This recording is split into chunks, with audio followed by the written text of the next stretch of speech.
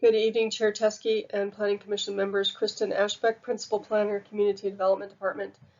This is a request to amend a previously approved conditional use permit for a material recovery or recycling facility. The applicant for this request is Monument Waste Services. The 6.5 acre industrial property is located at 2410 Blue Heron Road at the west end of the existing cul-de-sac that currently serves two other industrial properties in the Blue Heron Lake Industrial Park. Should this amendment to the CUP be approved, the applicant will be required to submit a major site plan for review as well as concurrently submit for a floodplain development permit. The land surrounding the property is either vacant or has existing industrial uses. The abutting properties to the north, east, and south are zoned I2, and city-owned property to the west is zoned CSR.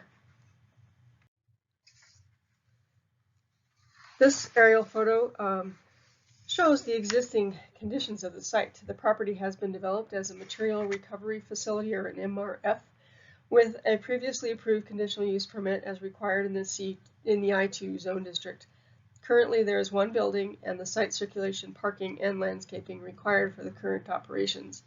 The original site of the CUP included a 6.8 acre site.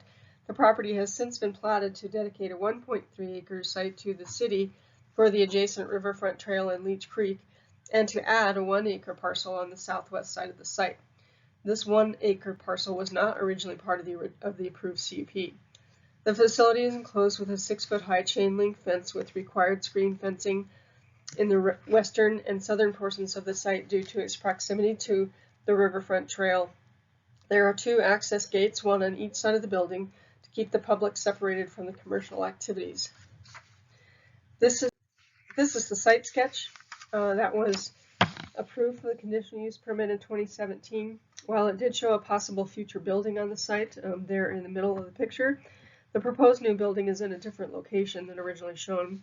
The applicant is proposing to build a second structure on the site, add office space to the existing building as shown in green, and has identified a use for the additional 1 acre property as part of the operation shown here in blue.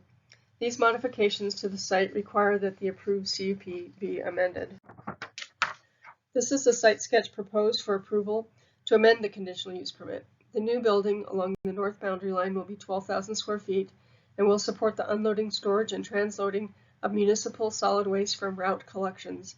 Waste will be collected entirely inside the new building from small trash trucks, unloaded into large trailers, and then transferred to local landfills.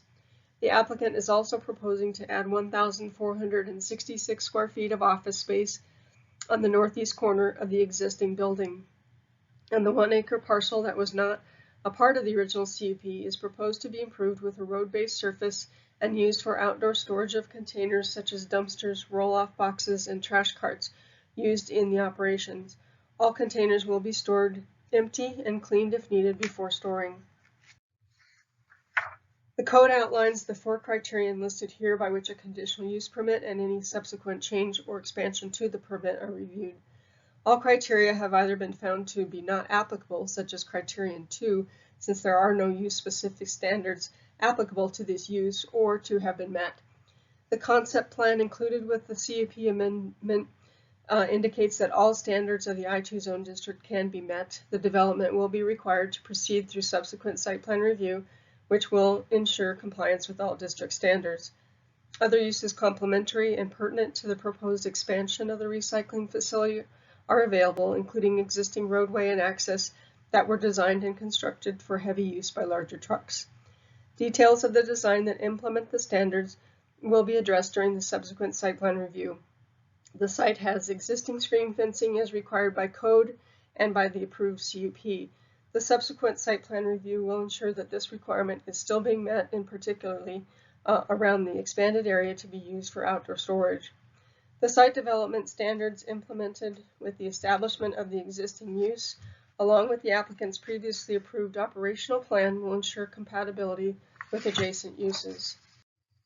In conclusion, staff finds that the requested expansion and changes to the conditional use permit are in compliance with the applicable review criteria. Therefore, staff recommends approval of the amendment to the CUP. That concludes my presentation, and thank you for your consideration of the request.